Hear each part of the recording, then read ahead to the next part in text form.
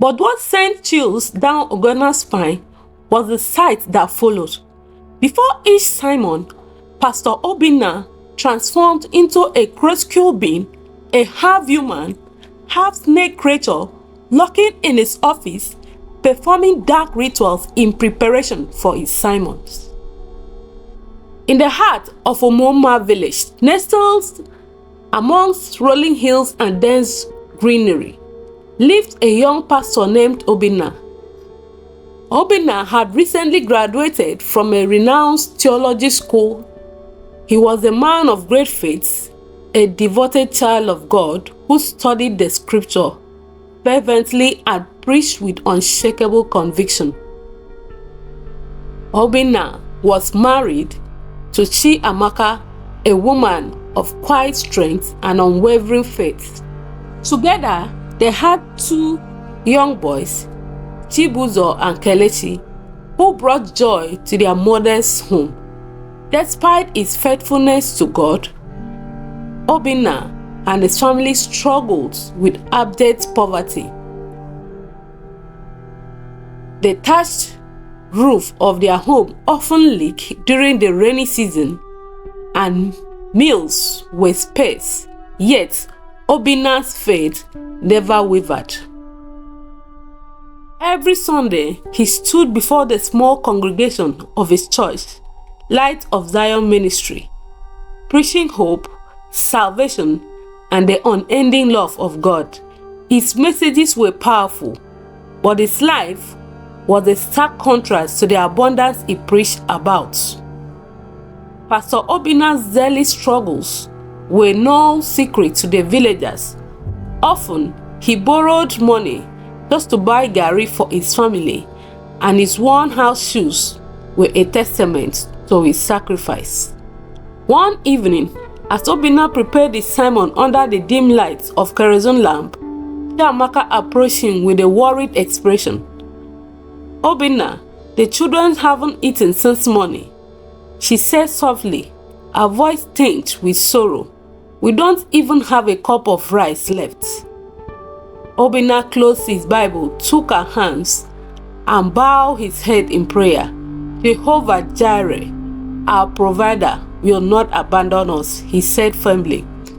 The next day, Obinna visited his old friend Emeka, a petty trader in the village market, and borrowed a small sum of money. With it, Chiamaka managed to prepare a modest meal for the family, but Obinna felt a deep sense of inadequacy. "Lord," he prayed that night, "have I not served you faithfully? Why must my family suffer so?" One Sunday, after service, an elderly stranger approached Obinna. The man, dressed in simple yet clean clothes, introduced himself as Baba Adisa. "Pastor Obinna," he began, "I was passing through this village and decided to attend your service. Your message today touched my heart deeply." Baba Adisa handed Obinna a small envelope. "This is a token of appreciation for the work you are doing here. Do not lose faith. God sees your labor." When Obinna opened the envelope later, he found a sum of money that brought tears to his eyes. It was enough to settle his debt and buy food for weeks. But Baba Adisa's word lingered more than the money. For the first time, Obinna realized that his faith was not in vain. One Sunday afternoon, Obinna was walking along the dusty road leading to the neighboring village. He was on his way to visit a sick member of his congregation when a sleek black SUV rolled down the road. The car slowed as it neared him, and the driver horned. Obinna stepped aside, expecting the vehicle to pass, but instead, the car stopped and the driver rolled down the tinted window. To his surprise, it was his old classmate from theology school, Pastor Uche, a man he hadn't seen in years. "Obinna," Uche exclaimed with a wild grin. "Is this really you?" Obinna's face lit up with joy. "Uche, my brother, it has been so long," he replied, rushing to shake his hands through the window. Stopping, Uche said, unlocking the door. "Let me give you a lift." As Obinna settled in the plush leather seat of the SUV, he couldn't help but marveled at its luxury. The air conditioning was a welcome relief from the scorching heat outside, and the faint scent of fresh leather fills the air. "God has truly blessed you, Uche," Obinna said, unable to hide his admiration. "Look at the car. You must be doing very well." Uche chuckled modestly as he steered the car down the road. "It's the grace of God, my brother. Since I started my ministry in Abuja, things have been flourishing. The congregation is large and we've built a mega church. God has been faithful." Obinna's heart was stirred. Though he was genuinely happy for his friend, he couldn't suppress the question bubbling inside him. "Tell me, Uche," he began hesitantly, "what is the secret to your success in ministry? I've served God faithfully, but my family and I still struggle. What am I doing wrong?" Uche glanced at Obinna, then sighed. "My brother, ministry is not just about preaching the word. It's also about strategy. You have to understand the people you are ministering to, and to meet them where they are, you must be bold in claiming the blessings of God. Faith is good, but faith with action moves mountains." Obinna nodded thoughtfully. Uche continued, sharing tips on networking, investing in church infrastructure, and embracing modern tools like social media to expand the reach of his ministry. When Uche dropped Obinna off at his destination, he handed him a crimson bundle of naira notes. "Use this for your ministry. My brother, don't give up. God has a plan for you." That night, Obinna couldn't sleep. Uche's word played in his mind, and the image of the luxurious car and the success it represented lingered. For the first time, Obinna began to desire more than just the spiritual reward of his ministry. He wanted success, affluence, and the ability to provide abundantly for his family. The next day, he called a meeting with Chiamaka, his wife. "My dear," he began, "I think it's time for us to think differently. God has placed a vision in my heart to grow this ministry. We need to start dreaming bigger." Chiamaka, ever supportive, nodded. "Whatever God lays on your heart, I am with you." Obinna began to implement changes in his ministry. He started studying successful pastors and their approaches to ministry.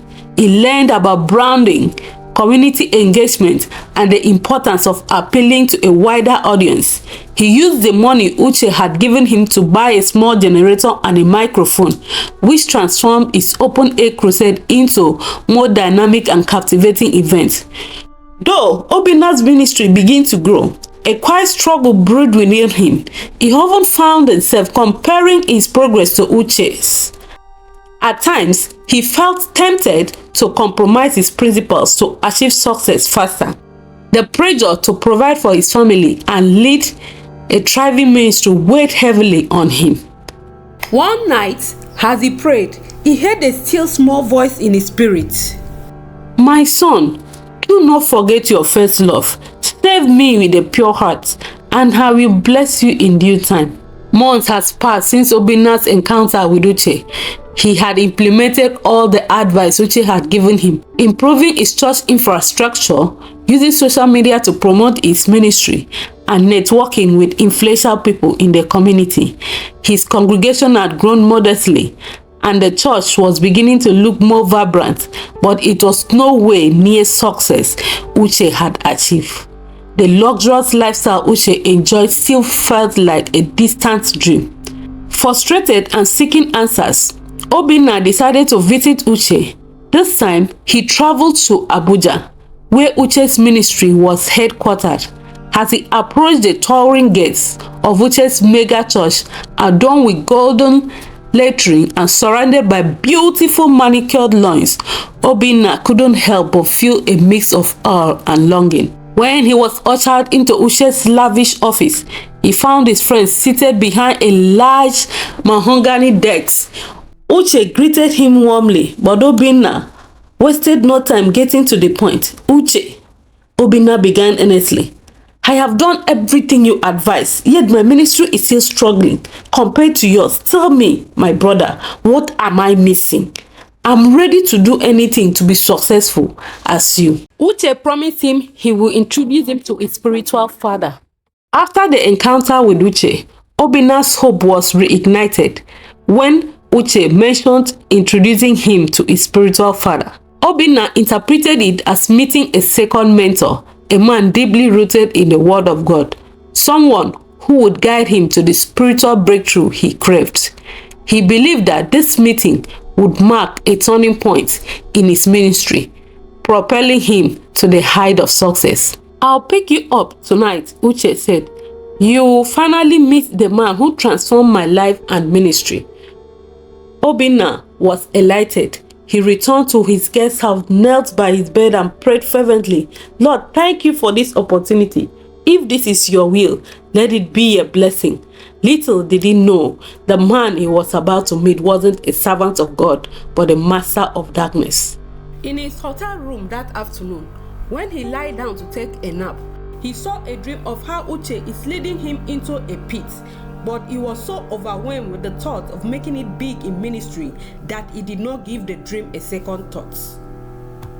That evening, Uche arrived at the guest house in his SUV. Obinna, dressed in his best suit, eagerly got into the car. The drive was long and silent, with Uche appearing deep in thought. They eventually arrived at the secluded estate, surrounded by tall fence and dimly lighted by lanterns. This is it, Uche said, with a slight smile as they stepped out of the car. Be respectful and open-minded. My spiritual father has a way of revealing truths that will change your life. As they entered the compound, Obinna felt a strange chill in the air. The main hall was dimly lit and the atmosphere was heavy with incense. Men in long dark robes stood at the corners, their faces obscured by shadows. In the center of the room sat an elderly man with piercing eyes and unsettling aura. He was draped in crimson robe, and strange symbols were etched into the walls behind him. Welcome, Obinna, the man said, his voice deep and commanding. Uche has spoken highly of you. I hear you are seeking power for your ministry. Yes, sir, Obinna replied, bowing slightly. I desire to serve God more effectively and to see my ministry grow. The man smiled friendly. To serve God, yes, but true power requires understanding the forces that govern this world. Are you ready to go beyond the surface and tap into the ancient wisdom that few dare to seek? Obinna hesitated, unsure of what he meant. Uche placed a reassuring hand on his shoulder. Trust him, Obinna. This is the path I took, and look where it has brought me. The man stood and gestured for them to follow. He led them to a chamber at the back of the building.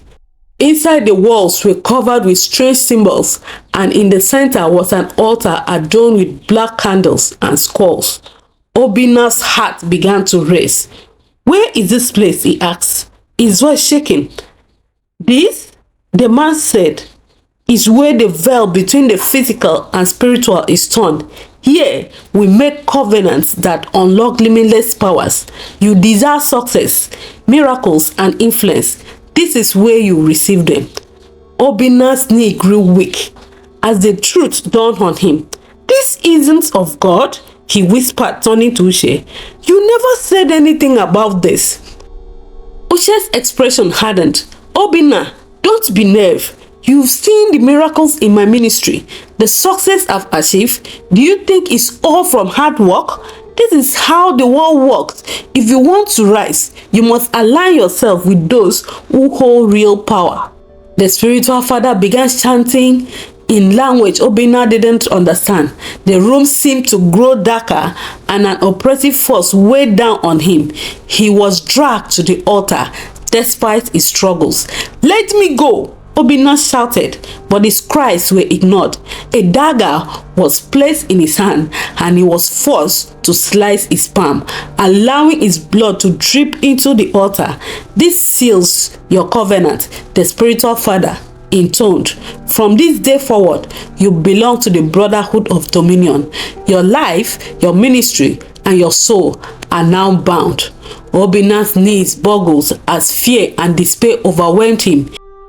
He had never crawled into something he didn't understand. He felt as though a dark cloud had descended upon him. Obinna's life took a dramatic turn after he was forcefully initiated into the cult. Despite his initial reluctance, he found himself drawn deeply into the darkness. The brotherhood had warned him against preaching sermons focused on salvation or repentance. Instead, they direct him to focus on performing miracles and attracting crowds. Reluctantly, Obinna followed their instructions. To his astonishment, his ministry grew at an unprecedented rate. His services were packed with people desperate for healing, breakthrough, and miracles. The blind received their sight, the lame walked, and the sick were healed instantly. Testimonies poured in, and the fame of his church spread far and wide. But there was a dark side. The miracles did not last. The blind who regained their sight often lost it after few months. The healed will find their sickness returning, sometimes worse than before. Yet, the desperate crowd continued to flock to him, unaware of the dark forces at play. Obinna lived in luxury with his family, enjoying the wealth and fame his ministry brought.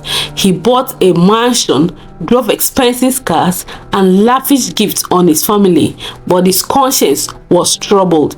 He knew deep down that his success was built on deceit and compromise.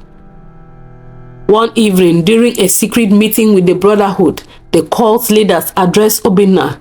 "You've done well," the man said, his cold eyes fixed on Obinna. "But to sustain your power and keep the miracles flowing, you must sleep with female members of your congregation. The more devoted they are, the stronger your power will become." Obinna was horrified. "No, have done everything you asked, but this is too much." The leader's expression darkened. "Do you think you can enjoy all this wealth and power without paying the price? Refuse, and everything you have built will crumble. You will lose your ministry, your riches, and your life." Obinna felt trapped. He thought of the life of luxury he had grown accustomed to, the admiration of his congregation, and the fear of losing everything. With a heavy heart, he nodded, agreeing to the cult's veiled demand. Over the following weeks, Obinna began to carry out cult's instruction. He manipulated female members in his church, exploiting their trust and devotion. Many of these women saw him as a man of God and believed they were serving God by obeying him. Obinna's ministry continued to grow, and the miracles became more spectacular, but his soul was tormented. Obinna's wife, Chiamaka, began to notice a change in him. He became distant, secretive, and cold. Though she enjoyed the comfort and luxury of their new life, she couldn't shake the feeling that something was terribly wrong. As the congregation grew, so did Obinna's ambition. He soon devised a scheme that transcended even the wildest dream of most coin artists. He claimed to have access to special reserve of holy water and sacred olive oil, both purported to have miraculous healing properties and the power to bring financial blessings. Meanwhile, the holy water was just distilled tap water, and the olive oil was a common blend that could be purchased at any local market. The prices he charged were exorbitant. A small bottle of holy water for 50,000, while the vial of the anointed olive oil was charged at 150,000. He would often remind his congregation, "When you give God, he gives back to you hundredfold." The faithful flocked to the church, eagerly standing in line after the church, money in hand, ready to invest their dreams of healing and prosperity. elderly members who were struggling with ailments, single mothers looking to break free from financial woes, and young couples yearning for children found themselves charmed by Obinna's persuasive word. They believed wholeheartedly in the transformative power of his product. Even if they could not afford it, they borrowed to buy, and the wealthy church members buy up to 10 bottles, all the money going into Obinna's account. On one of the Sunday, he proclaimed, "The Lord is here to guide us and to unveil his wonders." As he prayed fervently, Obinna waved his hand over the congregation. With a steady gaze, he raised his voice. "I hear a name. I hear a name. Glory Rika Chimela. Is she here?" There was a moment of stunned silence, followed by whispers and incredulous gabbling through the crowd. Among the many faces, one stood out. A woman, visibly startled, began to make her way from the overflow section. She dashed forward, her heart racing, barely believing what she had just heard. "I am Glory Rika Chimela," she called out, breathless. Obinna looked at her, his expression a blend of authority and compassion. "Do you know me?" he asked, leaning slightly towards her as if reading her soul. "No," she replied, her voice shaking from both fear and awe. "I never met you before." The congregation erupted with astonishment, their eyes wide in disbelief. How could he know her name, much less call her out from the crowd?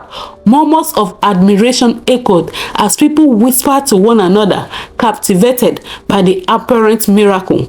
Pastor Obinna smiled, basking in their attention.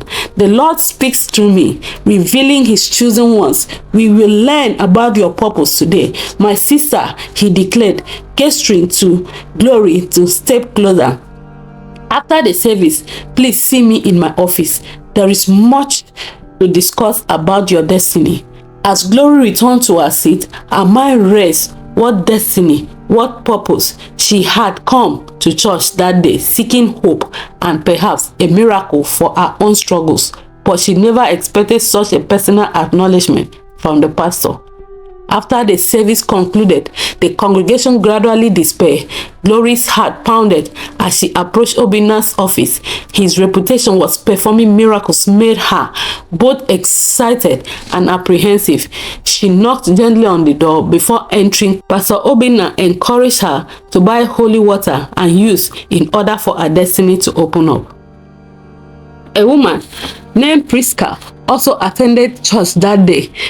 Prisca had been married for 5 years without a child, and she always prayed fervently for a child, hoping that God would bless her marriage with the joy of parenthood. Despite her unwavering faith, her womb remains barren, and the whispers of the relatives and neighbors began to grow louder. She felt the weight of shame pressing down on her. One Sunday, Prisca attended a service at Pastor Obinna's church. The miracles she witnessed there were stunning. People testify of instant healing, financial breakthrough, and impossible situation turning around. Desperate pushed her to seek him out after service. Surely, a man of God with sure power could intercede on her behalf. After the service, Prisca waited patiently outside Obinna's office. When her turn came, she walked in, greeted him respectfully, and poured out her heart. "Pastor," she said, her voice trembling, "I have been married for 5 years without a child. I believe in God's power and have seen the miracles happening in the church. Please pray for me so that my womb may open." Obinna leans back in his chair, studying her intently. He seems calm and reassuring, but his heart was darkened by the deceitful power controlling him. He spoke with a practiced gentleness that marks his true intentions. "Sister Prisca," he began, "your case is special. There's a spiritual blockage in your womb that requires a unique intervention. For this type of problem, prayer alone is not enough. We must perform a spiritual act of connection to open your womb." Prisca frowned, confused. "What do you mean, Pastor?" Obinna lowered his voice, speaking as though he were sharing a divine secret. "You must allow me to lie with you. This is the only way to break the curse and open your womb for conception." Prisca's eyes widened in shock. "But Pastor, how can this be right? The Bible forbids such thing." Obinna smiled gently, his tone soothing. "My daughter, do not doubt the ways of God. Remember how the prophets of the old performed strange acts under divine instruction. This is not an ordinary situation. If you believe in God's servants, you will see his power at work." Prisca hesitated, torn between her faith in Obinna as a man of God and nagging voice of her conscience. Finally, her desperation and trust in his authority won. She nodded reluctantly, convinced that this was the price she has to pay for her miracle. That afternoon, Obinna carried out his veil act, clocking into the gates of his spiritual ritual. Prisca left his office with a mixture of hope and guilt, praying that her sacrifice will bear fruit. Over the following weeks, she noticed no change in her situation, but she clung to Obinna's assurance that a miracle was on the way. Unbeknown to her, she was not the only victim. Obinna had preyed on numerous women in his congregation, exploiting their trust and desperation. Each time he repeated the same deception, convincing them that their problems, whether barrenness, poverty, or marital strife, require an intimate spiritual connection with him. As time passed, some of the women began to notice patterns. Despite Obinna's promises, their problems persisted or worsened. Word began to spread quietly among the congregation, and rumors of his action reached Prisca's ear. She felt a wave of shame and anger as she realized she might have been deceived. One day, Prisca confronted Obinna after a service. "Pastor, you told me that sleeping with you will open my womb, but nothing has happened. Were you lying to me?" Obinna's demeanor changed instantly. His reassuring smile was replaced with a stern expression. "Be careful, Prisca," he warned. "Do not question God's servants. Your miracle is on the way, but doubt and impatience can block your blessings." Prisca left silent but deeply troubled. She began to question everything she thought she knew about Obinna and his ministry. As Prisca went home that day, she felt guilty of her actions and decided to confess to Ugonna, her husband. But as she looked into his eyes, the truth bubbled to the surface. "Ugonna," she whispered, tears streaming down her face, "I have to tell you, I was deceived. I lay with Pastor Obinna because he said it will heal me." Shock and fury erupted from Ugonna's chest, his features morphing into a mask of agony and rage. "I want you to wait, Prisca. I told you to be patient and trust in God. How could you let this man into our lives?" The pain in his voice shattered her, and she fell to her knees, begging for forgiveness. But Ugonna, consumed by anger and betrayal, vowed to expose Pastor Obinna for the fraud he was. Determined to take action, Ugonna sought the help of a church cleaner named Fika. Fika, initially hesitant, but Ugonna offered her a substantial sum of money to allow him access to the pastor's office, where he hoped to uncover the evidence of Obinna's treachery.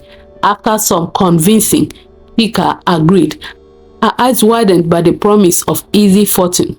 Under the cover of the night, Ugonna crept into Pastor Obinna's office, where secret locked beneath the surface. He strategically placed 2 hidden cameras, concealing them well before slipping back out, hearts racing with anticipation and dread. After service that Sunday, Ugonna went back at night and retrieved the camera. When he played back the footage, a horror unfolded before his eyes. The recordings revealed Pastor Obinna engaged in vile acts of manipulation and exploitation and sleeping with women in his office. But what sent chills down Obinna's spine was the sight that followed. Before each sermon, Obinna transformed into a crepuscular being, a half-human, half-snake creature, lurking in his office, performing dark rituals in preparation for his sermon. With each revelation, Ugonna's stomach twisted further into tormented knots, knowing he had stumbled upon something far more sinister than he had ever imagined. With the recordings in hand, He approached the congregation with hope of revealing the truth. He wanted to save others from the snare of deceit that had ensnared his beloved wife. However, the majority of the congregation, shrouded in the spiritual spell cast by Pastor Obinna, were unwilling to accept the reality of what they saw. Many dismissed his accusations, laboring under disbelief. Pastor Obinna is a man of God. This must be a hoax, one of the women shouted, clutching her Bible as if it shields her from the truth. You want to tarnish his good name because of your issues. It's Photoshop, it's fake, another member exclaimed vehemently, turning away from Ogonna, who was increasingly disheartened by their refusal to see. As the days turned to weeks, Ogonna became an outcast within the community. His attempt to expose Obinna met with hostility and horror stories of how he was the one spreading lies. Each testimony of his suffering seemed to disintegrate into echoes, lost in the storm of blind faith. Obinna continued his despicable practices, maintaining his grip over the congregation, promising blessings and prosperity even as more victims fall into his clutches. Each service ended in fervent prayer, his congregation believing they were blessed by miracle worker, unaware of the darkness lurking in their midst. Not willing to give up, Ogonna sought out others who had fallen prey to Obinna's manipulations, collecting their stories and trying to build a coalition of truth seekers. Behind sacred walls, they shared their experiences under candlelight, determined to dismantle the veil of deception cloaking their town. When Pastor Obinna heard that Ogonna is trying to expose him, he reported him to the police, but the police did not have any evidence to nail Ogonna down. So Pastor Obinna gave the police a huge amount of money for them to do what he wants them to do. And the police were on Pastor Obinna's side. Pastor Obinna told the police to arrest Ogonna and make him sign an undertaking not to speak about him to anyone again. Ogonna was summoned by the police and forced to sign an undertaking. Because of that, Ogonna could not expose the pastor again. The bad rumors about Pastor Obinna died down, and Pastor Obinna continued in his evil ways. For this story not to be too long, I have to end it here. I will continue in the next part. Let me know your thoughts on this in the comment section. Please kindly like, share, and subscribe to my YouTube channel in order to encourage me to do more. Bye.